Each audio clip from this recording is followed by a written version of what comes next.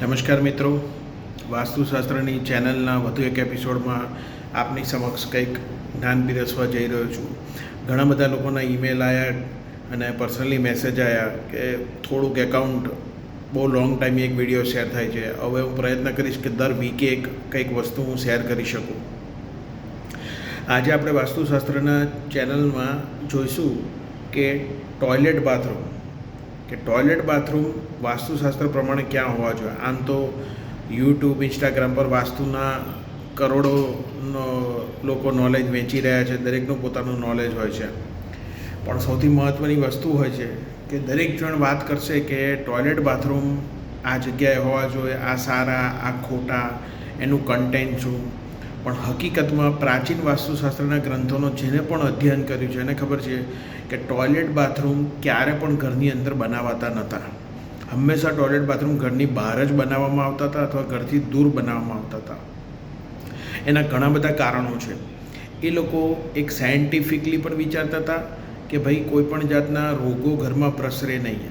કારણ કે સૌથી વધારે તમે જોજો ક્યાં પણ તમે કોઈ પણ આજે પણ આપણા પ્રાચીન શાસ્ત્રોને જ અનુસરે છે. તમે ગમે તેટલા મોટા ડૉક્ટર હશો અને ગમે તેટલા તમારું કોઈ પણ વસ્તુનું નિવારણ હશે તો તમને કહેવામાં શું આવે છે? પહેલું ઘણી વસ્તુમાં ડીપમાં જવું હોય તો તમને યુરિન ટેસ્ટ કહેવામાં આવે છે, સ્ટૂલ ટેસ્ટ કહેવામાં આવે છે. શા માટે? શરીરના લોહીના ટેસ્ટ આ બધા કરાવો ને ઘરની અંદર. પ્રાચીન શાસ્ત્રમાં ઓલરેડી આ કહી ચૂક્યા છે કે ટોયલેટ બાથરૂમમાં જે પણ વસ્તુઓનું નિર્ગમ થાય છે, જે નીકાળવામાં આવે છે શરીરમાંથી, જે ગંદકી, એમાં સૌથી વધારે રોગો હોય છે, એમાંથી જ જંતુઓ પકડાય છે. માટે આજે પણ લેબોરેટરીમાં એ ટેસ્ટમાં વપરાય છે. આજના આધુનિક જમાનામાં આપણે હવે જવાબ આપવા માટે હું તમને લોજિકલી રીઝન આપીશ. વાસ્તુશાસ્ત્ર કોઈ ફેક શાસ્ત્ર નથી, એક સાયન્સ છે. પણ એ અત્યારે નહીં, કરોડો વર્ષ પહેલાં પણ એડવાન્સ હતું અને આજે પણ છે. આજે પણ દવાખાનામાં તમે ઘણીવાર જોશો તો અમુક વાર ટોયલેટ સીટને કનેક્ટિવિટીમાં ડૉક્ટર ઘણા સેન્ટેન્સ યુઝ કરતું હોય છે કે આ પ્રકારના જમ્સ લાગે છે. એટલા માટે દવાખાનાથી માંડીને કોઈ પણ વસ્તુઓ છે પેશન્ટોની, તો એને કોઈ પણ રીતે કહીએ કે કેમિકલ્સ દ્વારા કે બધી વસ્તુઓ દ્વારા ટોયલેટ બાથરૂમ કે ફ્લોર ક્લિનિંગ માટે સ્ટ્રોંગલી એ લોકો રિકમેન્ડેડ કરે છે. તો ઓરિજિનલ પ્રાચીન શાસ્ત્રમાં ટોયલેટ બાથરૂમ ઘરમાં નહોતા બનાવવામાં આવ્યા. એનું પાછળનું કારણ હતું કે ઘરની અંદર રોગો ના આવે.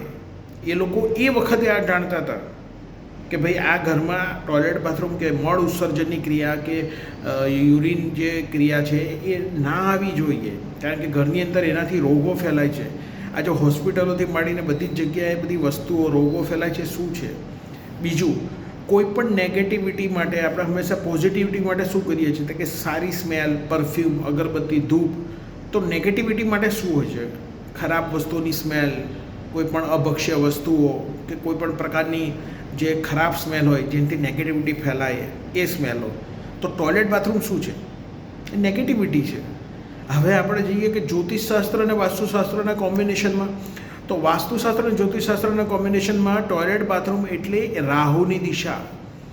જેના ઘરમાં રાહુ ખરાબ હોય ને એના ઘરમાં ટોયલેટ બાથરૂમ ખરાબ જ રહેતા હોય છે. કુંડલી પરથી પણ તમે કહી શકો કે આ તો જોયા વગર અમને કહી દીધું.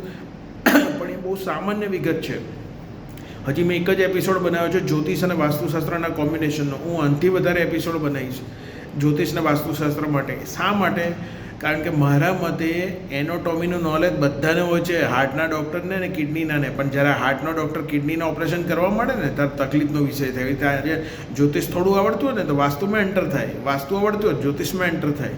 તો આપણે આ બંને વસ્તુ છૂટી પાડીશું અને વાસ્તુ અને જ્યોતિષ પર હજી હું એપિસોડો બનાવીશ. ઠીક છે. આ જે ટોયલેટ બાથરૂમની વાત કરી એમ પ્રમાણે ટોયલેટ બાથરૂમ એ રાહુની એક નેગેટિવિટી કહે છે. અને પહેલાંના જમાનામાં ક્યારે પણ રસોઈ ઘર, કિચન અને ટોયલેટ બાથરૂમ ઘરમાં બનતા જ ન હતા. ઘરની અંદર માત્ર સૂવાનો રૂમ હોય અથવા તો બેસવાનો રૂમ હોય અથવા તો બહાર બેસવાનું કરતા હતા ચોકમાં. કેમ? તો કે કોઈક વ્યક્તિઓ એવા આવે નેગેટિવ ઓરાવાળા કે એવી સ્મેલવાળા, તો ભાઈ ઘરની બહાર જ રહે. પ્રથમ સોપાન જે હતું પ્રાચીન શાસ્ત્રો પ્રમાણે માત્ર ઘરના લોકો સૂવા માટેનો રૂમ બનાવતા હતા. રસોઈ ઘર અલગ હતું, નાહવાનું અલગ હતું, ટોયલેટ બાથરૂમ અલગ હતા. હવે આજે એ વસ્તુ શક્ય નથી.